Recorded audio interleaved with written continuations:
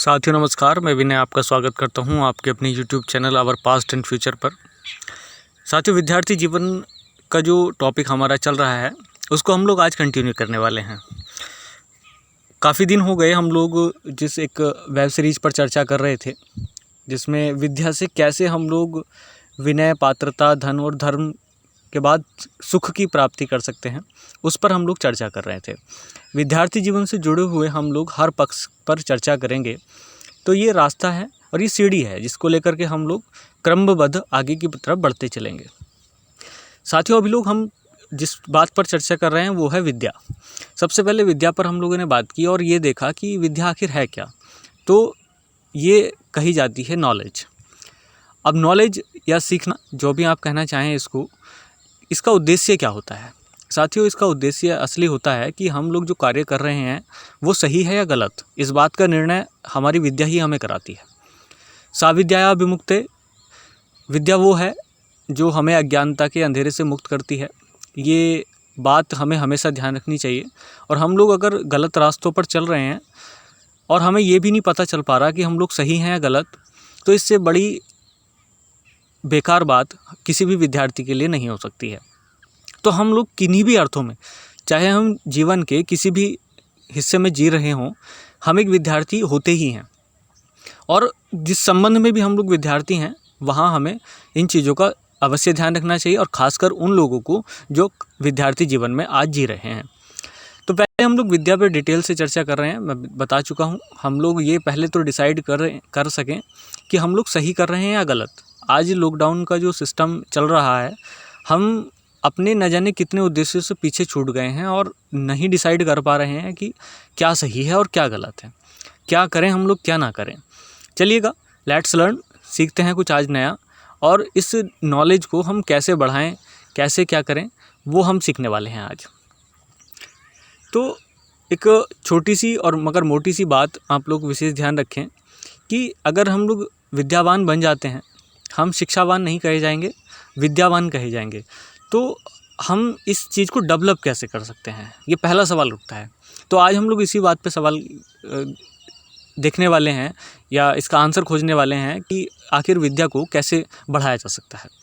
चलिएगा, कैसे हम लोग विद्यार्थी की तरफ अग्रसर हो सकते हैं, तो वो हम लोग देखने वाले हैं। एक श्लोक के माध्यम से ही हम लोग आपको दिखाने वाले हैं और आपके साथ चर्चा करने वाले हैं। तो इसमें देख लीजिएगा, अभिवादनशीलस्य नित्यं वृद्धोपसेवने चत्वारि तस्य वर्धन्ते आयुर्विद्या यशोबलम। तो मैं यहाँ पर शब्दों की भी व्याख्या करने की कोशिश करूँगा। आप लोग उस शब्द के माध्यम के साथ साथ अपना जो विद्यार्थी जीवन है उसको भी सदुपयोगी बनाने की कोशिश करिएगा। अभिवादनशीलस्य, तो अभिवादन करना मतलब किसी का सत्कार करना, किसी का आदर करना, सम्मान करना, तो ये अभिवादनशील होना होता है। अगर हम लोग विनयशील हैं तो विनय हमारे अंदर है, अभिवादनशील है तो हम लोग अभिवादन करते हैं, यानी कि सामने वालों का सम्मान करते हैं। तो पहली बात यह है कि अगर हम लोग किसी का सम्मान करें, किसी का आदर करें, किसी का रेस्पेक्ट करें, इससे दूसरे अर्थों में लें तो हम सामने वाले व्यक्ति को, जिससे हमें कुछ सीखना है, उसको बड़ा माने। ये पहली बात है। नित्यम, नित्यम मतलब रोज़। वृद्धोपसेविने, अगर हम इसकी संधि विच्छेद करें तो वृद्ध प्लस उपविश, उपविश का मतलब होता है बैठने से। आप अगर विद्या मंदिर में पढ़े हों तो उत्तिष्ठ और उपविश, ये दोनों शब्द इस्तेमाल होते थे। उत्तिष्ठ मतलब जागृत उठने को, और उपविश मतलब बैठने को। तो वृद्धों के पास बैठने से। यहाँ वृद्ध का मतलब बुढ़ा नहीं है, अभी हम लेकिन इस पर चर्चा करेंगे थोड़ा सा बाद में, पहले एक बार अर्थ क्लियर कर लेते हैं तब। तो नित्य हम लोग सत्कार करें बड़े लोगों का और उनके पास बैठें। चत्वारि तस्य वर्धन्ते, चत्वारि मतलब चार, तस्य मतलब उसका, वर्धति मतलब बढ़ने से होता है। तो उसकी चार चीज़ें बढ़ती हैं। कौन कौन सी? आयु, आप समझते हैं अवस्था है, विद्या, यश और बल, ये चारों चीज़ें आप लोग देखेंगे। और यही वो चीज़ें हैं जिसमें हम लोग अलग अलग प्रकार की चीज़ों की कामना करते हैं। साथियों, कैसे? हम अगर इसको देखें थोड़ा सा, तो ये इसका अर्थ है जो अभिवादनशील होते हैं और नित्य वृद्धों के साथ। वृद्ध मतलब अनुभवी। आप लोगों ने एक शब्द सुना होगा वृद्धि, तो वृद्धि और वृद्ध में थोड़ा सा ऐड करके देखिएगा। तो वृद्धि वृद्ध से ही बनती है। आप लोग देखेंगे कि वृद्ध का मतलब ये नहीं होता कि वो बुढ़ा है। आयु में बड़ा होने से मतलब नहीं होता, अनुभव में बड़ा होने से।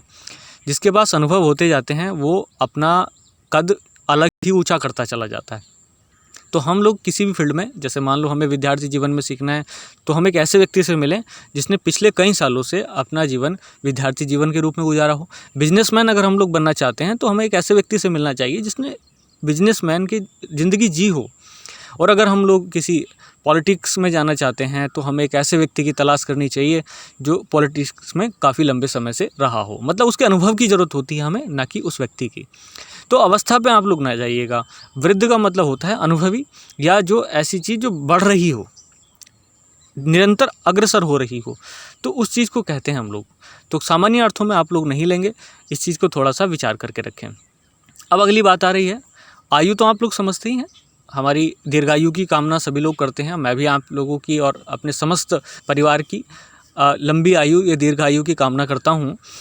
उसके बाद विद्या आप समझ ही गए होंगे। विद्या वो है जो हमें ये बताता है कि क्या सही है और क्या गलत।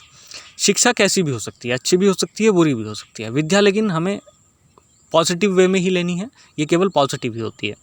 यश का संबंध आप लोग देखते हैं, कीर्ति, हमारी पताका, जो हमारी बातें या हमारा प्रसिद्धि, हमारा नाम, ये जो सब सारी चीज़ें ये हमारी कीर्ति में आ जाती हैं।